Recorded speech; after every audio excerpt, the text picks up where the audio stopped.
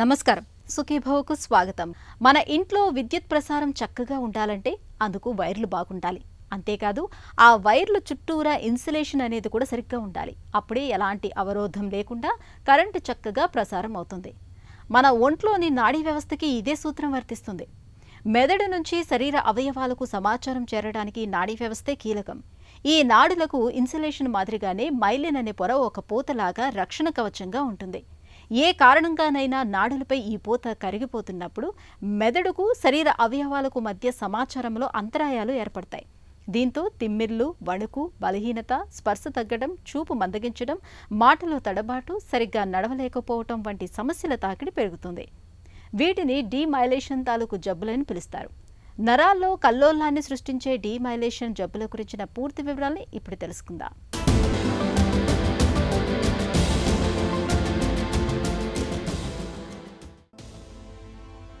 మన శరీరంలో నాడీ వ్యవస్థ రూపంలో ఒక అద్భుతమైన సమాచార వ్యవస్థ ఉంది.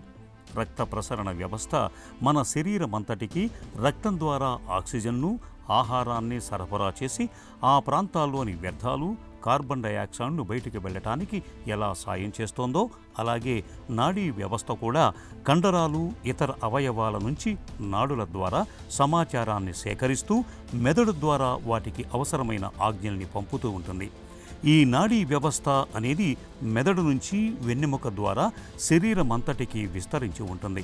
సమాచార యంత్రాంగాన్ని మనం విద్యుత్ శక్తితో పోల్చుకుంటే నాడుల్ని విద్యుత్ వైర్లలాగా చెప్పుకోవచ్చు. విద్యుత్ శక్తిలాగే మన దేహంలో సమాచారం నిరంతరాయంగా ఈ నరాల ద్వారా ప్రవహిస్తూ ఉంటుంది. ప్లాస్టిక్ ఇన్సులేషన్ టేపులో విద్యుత్ వైర్లు చుట్టబడి ఉన్నట్లుగానే నరాల చుట్టూ పూతలాగా మైలిన్ అనే ఒక పొర కప్పి ఉంటుంది. ఈ పొర కరిగిపోవటం లేదా దెబ్బతినటాన్ని డీమైలినేషన్గా పిలుస్తారు. డీమైలినేషన్ ఈ మధ్య చాలా వింటున్నాం. Autoimmune disorders, neuro autoimmune disorders ఇవన్నీ వింటున్నాం. దీనికి ప్రధానంగా ఇంపార్టెన్స్ ఏంటి, ఎందుకు దీని గురించి ఇంత మాట్లాడాల్సి వస్తోంది అంటే, నరాలకు సంబంధించి, నాడీ వ్యవస్థకు సంబంధించి ఏదైనా పక్షవాతం ఉంది అంటే ఫస్ట్ డాక్టర్ కంటే ముందు పక్షవాతం వచ్చింది కదా మసాజ్ చేయించుకుందాం, పక్షవాతం వచ్చింది కదా ఉట్టి ఫిజియోథెరపీ తీసుకుంటే సరిపోతుంది, పక్షవాతం కదా ట్రీట్మెంట్ ఎలాగూ ఉండదు అలోపతిలో, సో ఆల్టర్నేటివ్ సిస్టమ్స్కి ముందే డాక్టర్ని కలుసుకునే ముందే వెళ్ళిపోతారు. ఈ డిమైలినేటింగ్ డిసీజెస్ గురించి ఎందుకు మాట్లాడుతున్నాము, దీనికి అవేర్నెస్ మంత్స్ ఉన్నాయి. ఈ నెలలో వరల్డ్ మల్టిపుల్ స్క్లెరోసిస్ డే ఉంది. మార్చ్ ప్రతి సంవత్సరం ఎన్ఎంఓ అవేర్నెస్గా చెప్తాము. ఇదంతా ఎందుకు జరుగుతోంది, ఎందుకు జనాల్లోకి వెళ్ళాలి డిమైలినేటింగ్ డిసీజ్ అంటే, ఇది కంప్లీట్గా ట్రీటబుల్, పూర్తిగా ట్రీట్మెంట్ ఇవ్వగలం. మీరు ఎంత తొందరగా వస్తే అంత తొందరగా మనిషిని కంప్లీట్గా బెడ్ బౌండ్ అయిపోయాడు, గట్టిగా 2 రోజుల్లో కదలేని పరిస్థితికి వెళ్ళిపోయాడు. మామూలుగా నడుస్తున్నవాడు, చూడగలుగుతున్నవాడు 2 రోజుల్లో కళ్ళు పోయినాయి, లేకపోతే 2 రోజుల్లో బెడ్ మీద నుంచి ఒక అడుగు కూడా పక్కకి కదిలించలేకపోతున్నాడు, తన యూరిన్ దాని తర్వాత మోషన్ కూడా తన కంట్రోల్లో లేదు అన్న పేషెంట్ని కూడా గట్టిగా 5 రోజుల నుంచి 1 నెల లోపల కూడా మేము కంప్లీట్గా నార్మల్గా నడిపించగలిగే జబ్బులు ఇవన్నీ. సో దీని గురించి తెలుసుకోవడం అవసరం. అసలు డీమైలినేషన్ అంటే ఏంటి, ఏం జరుగుతుంది? నాడీ వ్యవస్థ 2గా డివైడ్ చేస్తాం. Central nervous system, peripheral nervous system. Central nervous system అంటే మెదడు, వెన్నుపాము, ఈ రెండింటికి కలిపి సెంట్రల్ నర్వస్ సిస్టమ్ అని చెప్తాం. పెరిఫరల్ నర్వస్ సిస్టమ్ అంటే ఏంటి అంటే, మెదడు నుంచి వచ్చే నరాలు కానీ, వెన్నుపూస నుంచి, వెన్నుపాము నుంచి వచ్చే నరాలు కానీ వాటిని పెరిఫరల్ నర్వస్ సిస్టమ్ అంటాం. ఈ నరాలు పోయే కొద్ది ప్లెక్సస్ నుంచి లాగా ఫామ్ అవుతాయి. వీటిని పెరిఫరల్ నర్వస్ సిస్టంలో ఇంక్లూడ్ చేస్తాం. ఈ నర్వ్ ఎక్కడున్నా, మెదడులో ఉన్నా, వెన్నుపాములో ఉన్నా, పెరిఫరల్ నర్వ్లో ఉన్నా, ఈ నరం చుట్టూతా ప్రతిదానికి కూడా ఒక మైలిన్ పొర ఉంటుంది. ఈ మైలిన్ పొర ఎందుకు ఇంపార్టెంట్ అంటే, మెదడు న్యూరోనల్ సిస్టమ్ మొత్తం కూడా కరెంట్స్ ద్వారానే పనిచేస్తుంది. ఒకదానితో ఒకటి కమ్యూనికేషన్, ఒకదానితో ఒకటి మాట్లాడుకునేది కరెంట్స్ ద్వారా. కరెంట్ మామూలుగా ఏదైనా వైర్ ద్వారా వెళ్తున్నప్పుడు దానికి చుట్టూతా ఇన్సులేషన్ ఎంత ఇంపార్టెంటో, నాడీ వ్యవస్థలో ఇలా పైనుంచి కిందకి కరెంట్స్ వస్తున్నప్పుడు, లోపల నరంలో కరెంట్ వెళ్తున్నప్పుడు ఆ కరెంట్ బయటికి పాకకుండా కరెక్ట్గా ఫాస్ట్గా దాని డెస్టినేషన్కి చేరడానికి, వేగంగా చేరడానికి ఈ మైలిన్ పొర అంతే ఇంపార్టెంట్. ఈ మైలిన్ పొర కరిగిపోవడాన్నే డీమైలినేషన్ అంటాం. మన మెదడులో బిలియన్ల కొద్దీ న్యూరాన్లు ఉంటాయి. ఈ న్యూరాన్లపై పూతలాగా ఉండే మైలిస్ పొర ఏ కారణంగానైనా కరిగిపోతున్నా, దెబ్బతిన్నా వాటిలోని న్యూరాన్లు చెట్టుపై ఎండిన ఆకులు రాలిన చందంగా నశించిపోతుంటాయి. ఇక నరాలపై మైలిన్ పొర దెబ్బతిన్నప్పుడు సమాచారం చాలా నెమ్మదిగా ప్రసారమవుతూ ఉంటుంది. కొన్నిసార్లు అసలు ప్రసారమే ఉండదు. ఇలాంటప్పుడు దెబ్బతిన్న నరాలు, సేవలందించే శరీర భాగాల పనితీరు కూడా దెబ్బతింటుంది. నాడులపైన మైలీన్ పూత దెబ్బతినటానికి ఖచ్చితమైన కారణం ఏదీ ఇంతవరకు తెలియదు. ప్రధానంగా ఇదొక ఆటో ఇమ్యూన్ జబ్బు. నాడులపై రక్షణగా ఉండే మైలీన్ పూతను మనలోని రోగ నిరోధక యంత్రాంగం పొరపాటుగా ధ్వంసం చేయడంతో multiple sclerosis, neuromyelitis optica, MOD వంటి సమస్యల తాకిడి మొదలవుతుంది. చిన్న వయసులో శరీరంలోకి ఏదైనా వైరస్ ప్రవేశించి ఆపై నిద్రాణంగా ఉండిపోయి తర్వాత ఎప్పుడో ఓ 40 ఏళ్ల వయసులోనూ ఆ వైరస్ క్రియాశీలమైనప్పుడు దాని మూలంగా నరాలపై మైలిన్ పొర క్రమంగా దెబ్బతినవచ్చని చెబుతారు నిపుణులు. కొన్ని డిసీజెస్లో మైలిన్ పొర ఫామ్ చేసే కణాలు ఉంటాయి బ్రెయిన్లో, వాటిని ఆలిగోడెండ్రోసైట్స్ అంటారు. దాని మీద ఒక ప్రోటీన్ ఉంటుంది. ఆ ప్రోటీన్కి అటాక్ చేస్తూ మన బాడీలోనే abnormal cells, abnormal antibodies form అవుతాయి.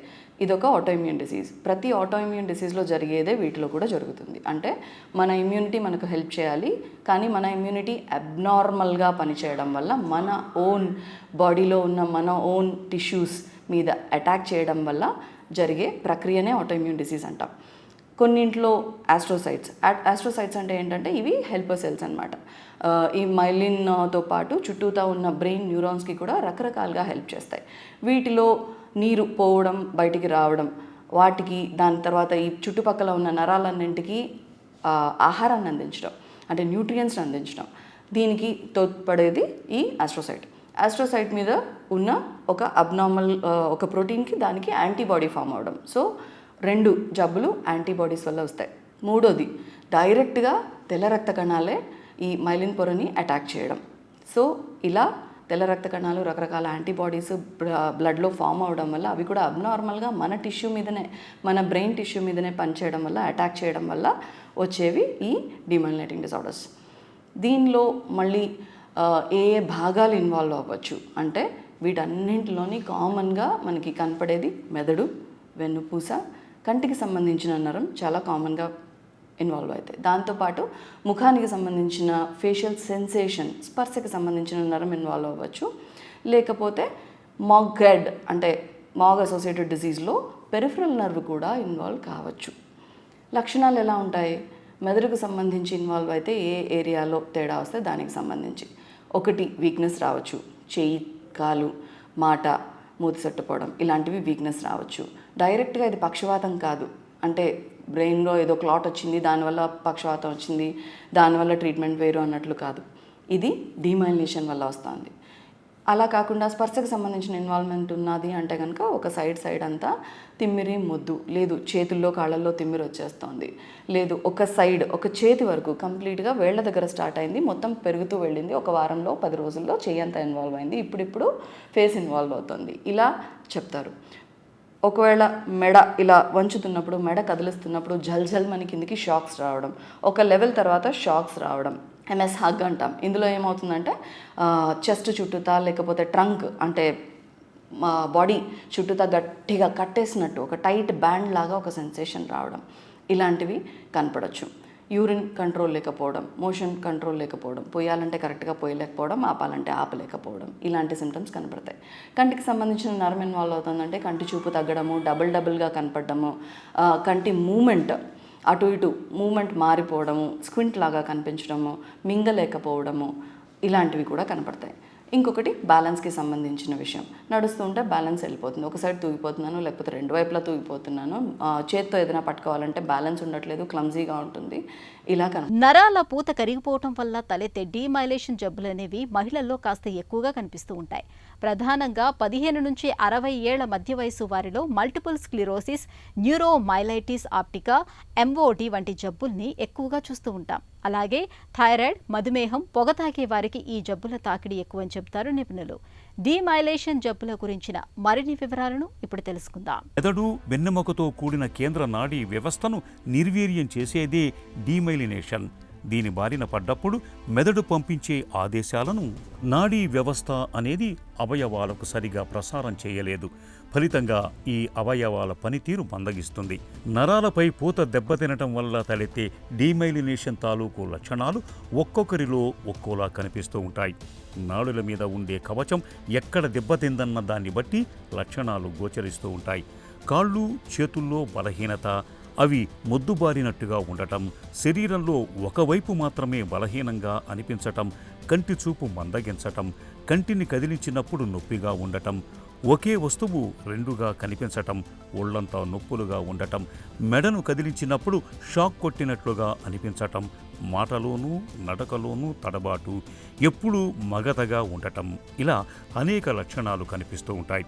అయితే కొందరిలో ఈ లక్షణాలు కొంతకాలం కనిపించటం, తర్వాత మాయం కావటం జరుగుతూ ఉంటుంది. ఇక జబ్బు ముదురుతున్న కొద్దీ కండరాలు బిగుసుకుపోతూ ఉంటాయి. కదలికలు, నడక అనేవి అతి కష్టమైన వ్యవహారాలుగా మారిపోతుంటాయి. హిస్టరీ ఫస్ట్ అండ్ ఫార్మోస్ట్, ఎన్ని రోజుల్లో వచ్చింది, ఎలా వచ్చింది, దేని తర్వాత ఏది ఇన్వాల్వ్ అయింది, దాని తర్వాత ఎగ్జామినేషన్ చూసుకుంటాం. ఎగ్జామినేషన్ అంటే ఈ రకరకాల సిస్టమ్స్, ఇప్పుడు నేను చెప్పింది ఒకటి పిరమిడల్ సిస్టమ్, ఒకటి సెన్సరీ, ఒకటి సెరిబెల్లార్ సిస్టమ్, ఒకటి ఇలా రకరకాల సిస్టమ్స్ ఉంటాయి. ఈ సిస్టమ్స్ అన్నీ ఎక్కడెక్కడ, ఆప్టిక్ నర్వ్, ఇలాంటివన్నీ ఎక్కడెక్కడ ఇన్వాల్వ్ అవుతున్నాయో స్పష్టంగా చూసుకొని, అంటే మీరు చెప్పింది ఒకటైతే మాకు ఎగ్జామినేషన్లో ఇంకా వేరేవి కూడా యాడ్ అవుతాయి. చాలా సటిల్గా ఉన్నవి, చాలా మైల్డ్గా ఉన్నవి మీకు కనపడకపోవచ్చు, బట్ డాక్టర్కి చూడగానే తెలిసిపోతుంది. మీరు నడిచినప్పుడే చెప్పగలుగుతాం మీ ప్రాబ్లం ఎక్కడ వస్తుంది, ఏ లెవెల్లో వస్తుంది. సో ఒకసారి ఎగ్జామినేషన్ అయిపోయిన తర్వాత ఏ లెవెల్లో స్కాన్ చేసుకోవాలి, ఎక్కడ స్కాన్ చేసుకోవాలి, బ్రెయిన్ చేస్తామా, స్పైనల్ కార్డ్ చేస్తామా, లేకపోతే కంటి చుట్టూతా ఉండే సాకెట్, ఆర్బిట్ అంటాం, ఆర్బిట్ చూసుకుంటామా.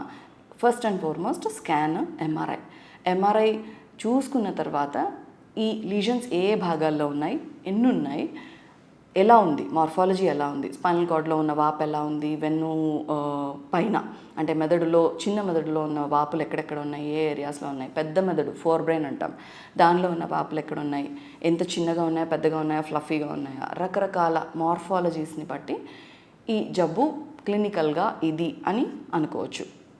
దాని తర్వాత ఇంకా నిర్ధారించుకోవడం కోసం వెన్నులోంచి సిఎస్ఎఫ్ ట్యాప్, వెన్ను పూసలోంచి ఏదైతే నీరు పైనుంచి కిందికి బ్రెయిన్లో ఫామ్ అయ్యి కిందికి ప్రవహిస్తుందో దాన్ని బయటికి తీసుకొని లంబార్ పంక్చర్ చేసి సిఎస్ఎఫ్ ఫ్లూయిడ్ ట్యాప్ చేసిన తర్వాత దానికి ఆలిగోక్లోనల్ బ్యాండ్స్ అని పంపిస్తాం. ఇవి కాకుండా బ్లడ్లో ఈ ప్రోటీన్స్ ఏవైతే అబ్నార్మల్ ప్రోటీన్స్ అని చెప్తున్నానో, ఆక్వాపోరాన్ 4 యాంటీబాడీస్ కావచ్చు, లేకపోతే మాగ్ యాంటీబాడీస్ కావచ్చు, ఇలా రకరకాల యాంటీబాడీస్ ఉంటాయి. ఆ యాంటీబాడీస్ని పంపిస్తాం. కొన్నిసార్లు ఈ జబ్బుల్లో కంటి నరానికి సంబంధించి తేడా రావచ్చు, లేకపోతే చెవి నరానికి సంబంధించి సబ్ క్లినికల్గా అంటే మీకు తెలియకుండానే తేడాలు కనపడవచ్చు. సో అలాంటప్పుడు కంటి నరానికి సంబంధించి వినికిడికి సంబంధించిన నరాన్ని గురించి కొన్ని టెస్టులు ఉంటాయి. ముఖం తేడా వచ్చేస్తుంది, ఫేషియల్ స్పర్శ తేడా వస్తుంది, ఇలాంటి కేసెస్లో ఫేషియల్ కండక్షన్ లేకపోతే బ్లింక్ రిఫ్లెక్సెస్ ఇలాంటివి కూడా హెల్ప్ చేస్తాయి. ఇంకా ఇవోక్ పొటెన్షియల్స్ ఉంటాయి, ఎస్ఈపీస్, ఇలాంటివి కూడా వెన్నుపాము నుంచి ఏమన్నా సెన్సరీ ట్రాక్ట్, కింద నుంచి పైకి సెన్సేషన్ బ్రెయిన్కి అందిస్తున్న ట్రాక్ట్ ఏమన్నా అబ్నార్మల్ అవుతుందా, ఇలాంటివి చూసుకుంటాం. అన్నీ అందరికీ అవసరం పడవు. ఎంఆర్ఐలో క్లినికల్గా ప్లస్ ఎంఆర్ఐగా పక్కాడగా డయాగ్నోసిస్ ఉందంటే ఇన్ని ఇన్వెస్టిగేషన్స్ అసలు అవసరం లేకుండా డైరెక్ట్గా డయాగ్నోసిస్ చెప్పగలుగుతాం. నరాలపై పూత కరిగిపోవటం కారణంగా తలెత్తే మల్టిపుల్ స్క్లీరోసిస్, న్యూరోమైలిటిస్, ఎంఓడి వంటి జబ్బుల నిర్ధారణకు ఒక ఖచ్చితమైన పరీక్ష అంటూ లేదు. నాడీ వ్యవస్థకు సంబంధించిన అన్ని రకాల పరీక్షల్ని చేయాల్సి ఉంటుంది. ముందుగా రక్త పరీక్షలు చేసి వాటిలో డీమైలినేషన్ తాలూకు ప్రోటీన్లు లేవని నిర్ధారణ చేసుకుంటారు. ఆ తర్వాత లంబార్ పంక్చర్ అంటే వెన్నెముక నుంచి ద్రవాన్ని సేకరించి ప్రయోగశాలలో పరీక్షిస్తారు. డీమైలినేషన్ తాలూకు జబ్బులు ఇన్ఫెక్షన్లతో ఏమైనా వచ్చాయా లేదా అన్నది ఈ పరీక్షలో తేలిపోతుంది. అలాగే నాడీ వ్యవస్థ నుంచి ప్రసారమయ్యే విద్యుత్ సంకేతాలు, వాటి ప్రతిస్పందనలను కూడా నమోదు చేస్తుంటాయి. నాడీ కణాల నుంచి స్పందనలు ఎంత వేగంగా కాళ్ళు, చేతుల వంటి అవయవాలకు చేరుతున్నాయో గమనిస్తారు. అలాగే అవసరాన్ని బట్టి కంటి నరం, ఫేషియల్ నర్వ్, బ్లింక్ రిఫ్లెక్షన్ టెస్టులు కూడా చేయాల్సి ఉంటుంది.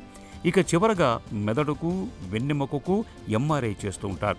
ఈ పరీక్షల సాయంతో చాలా వరకు డీమైలినేషన్ జబ్బుల ఉనికి బయటపడుతుంది. ట్రీట్మెంట్లో 2 రకాలు ఉంటాయి. ఒకటి, ఇప్పుడు అటాక్ వచ్చింది, నాకు పారాలిసిస్ వచ్చింది, దీనికి ట్రీట్మెంట్ ఏంటి, ఇప్పటికిప్పుడు మీకు రెస్పాన్స్ రావడానికి ట్రీట్మెంట్ ఏంటి. సో అటాక్ని మేము రిలాప్స్ అంటాం. దీనికి ట్రీట్మెంట్ ఒక రకంగా ఉంటుంది. ప్రధానంగా మనం ఇచ్చేది హై డోస్ స్టీరాయిడ్స్ కానీ లేకపోతే ప్లాస్మా ఎక్స్చేంజ్. ప్లాస్మా ఎక్స్చేంజ్ అంటే రక్త మార్పిడి, డయాలిసిస్ లాగా ఉంటుంది. ఏవైతే అబ్నార్మల్ ప్రోటీన్స్ ఉన్నాయో ఇవన్నీ కూడా ఫిల్టర్ అవుట్ చేయడానికి, వేగంగా ఫిల్టర్ అవుట్ చేయడానికి ప్లాస్మా ఎక్స్చేంజ్. కొన్నిసార్లు ఇవి రెండు కూడా ఓవర్లాప్ చేస్తాం. అంటే స్టీరాయిడ్స్, ప్లాస్మా ఎక్స్చేంజ్ కూడా అసలు కంటి చూపు లేదు, లైట్ కూడా కనపడటం లేదు. Day 1 almost end of day 1 ఒక మొదటి రోజే కంప్లీట్గా కంటి చూపు ఊరికే లైట్ మిణుకుమంటూ కనపడింది, మరుసటి రోజు అసలు కనపడడం లేదు. సో సివియర్ అటాక్, అగ్రెసివ్గా ట్రీట్ చేయాలి. So first steroids plus plasma exchange day 1 నుంచి కూడా కంబైన్ చేయాల్సిన అవసరం కనపడవచ్చు. నెంబర్ 2 ఇవి రెండు కాకుండా ఇమ్యునోగ్లోబులిన్స్ ఇవ్వచ్చు. కామన్గా ఆటోఇమ్యూన్ డిసీజెస్కి అక్యూట్ అటాక్లో ఏవైతే ట్రీట్మెంట్ ఆప్షన్స్ ఉంటాయో ఆ ట్రీట్మెంట్ ఆప్షన్స్ వీటికి కూడా సిమిలర్గానే ఉంటాయి. దీని తర్వాత వీటిలో ఉండే ఇంకొకటి ఏంటి అంటే మల్టిపుల్ స్క్లెరోసిస్ తీసుకుందాం. మల్టిపుల్ టైమ్స్ రిలాప్సెస్ రావచ్చు. రిలాప్స్ అంటే attack.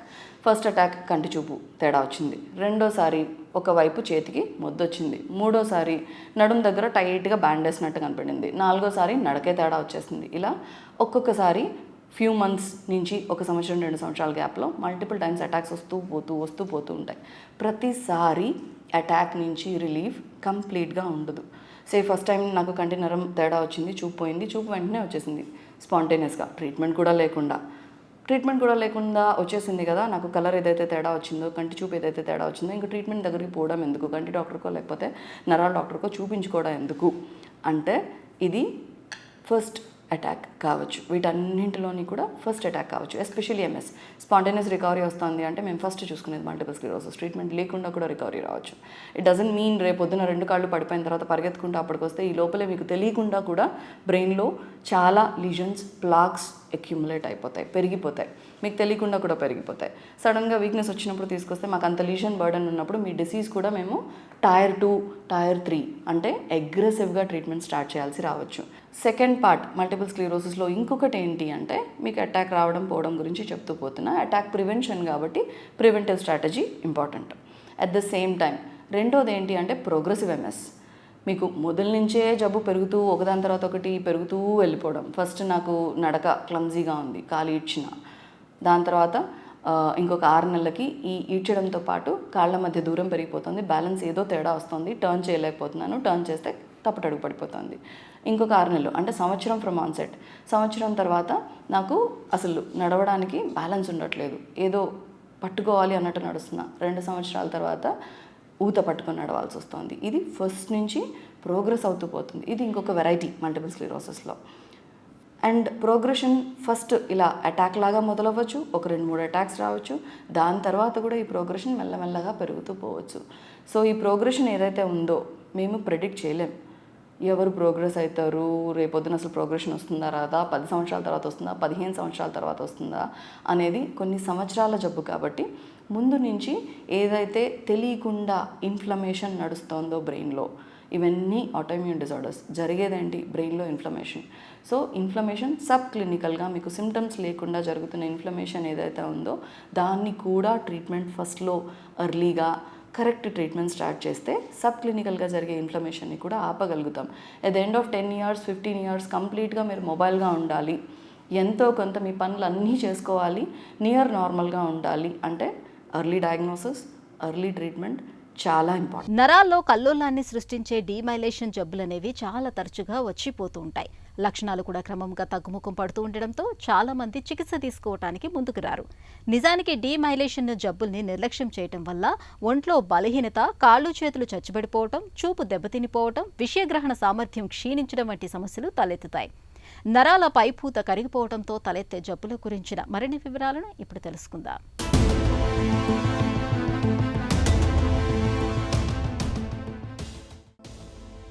Multiple sclerosis, neuromyelitis ఆప్టిగా, MOD తరహా డీమైలినేషన్ జబ్బులకు శాశ్వత చికిత్స అంటూ ఏదీ లేదు. లక్షణాల తీవ్రతను బట్టి డాక్టర్లు చికిత్స చేస్తూ ఉంటారు. జబ్బుల ఉధృతి అప్పుడప్పుడు తీవ్రమవుతూ ఉంటుంది. ఈ రకమైన పరిస్థితిని అటాక్స్గా పిలుస్తారు. ఇలాంటప్పుడు స్టెరాయిడ్ మందులతో పాటు ప్లాస్మా మార్పిడిని, ఇమ్యునోగ్లోబులిన్ ఇంజెక్షన్లను చికిత్సగా అందిస్తూ ఉంటారు. ఈ చికిత్సల సాయంతో చాలా వరకు డీమైలినేషన్ జబ్బుల తాలూకు లక్షణాలు అదుపులోకి వస్తాయి. అయితే మందులతో పాటు మరోవైపు ఫిజియోథెరపీ కూడా తీసుకుంటే మంచి ఫలితం ఉంటుంది. ఫిజియోథెరపీ వ్యాయామాలతో కండరాలు, నరాలు బలపడే అవకాశం ఉంటుంది. ఇక డీమైలినేషన్ జబ్బుల నివారణకు పెద్దగా చేయగలిగిందేమీ ఉండదు. అటాక్స్ అనేవి ఒకసారి వచ్చాక మళ్లీ మళ్లీ వచ్చే అవకాశం ఉంటుంది. కాబట్టి జబ్బులు మొదలయ్యాక తరచుగా చికిత్స తీసుకుంటూ ఉండాలని చెబుతారు డాక్టర్లు. ఇవన్నీ ఆటోఇమ్యూన్ డిసీజెస్. వీటికి కారణాలు ఎలా ఉంటాయి? కొంత జెనెటిక్ ప్రీడిస్పోజిషన్, జన్యుపరంగా ఎంతో కొంత వీళ్ళు ప్రీడిస్పోజ్డ్, ఆ టెండెన్సీ ఉంటుంది. ఓకే, ఈ జీన్ పాజిటివ్ ఉంటే వీడికి ఎంఎస్ వచ్చేస్తుంది, ఈ జీన్ పాజిటివ్ ఉంటే వీడికి ఎన్ఎంఓ వచ్చేస్తుంది. అలా కాదు, ఈ మల్టిపుల్ జీన్స్లో అబ్నార్మల్ ఉంటే వాళ్ళల్లో ఇది వచ్చే అవకాశం ఉంటుంది, ప్రీడిస్పోజిషన్.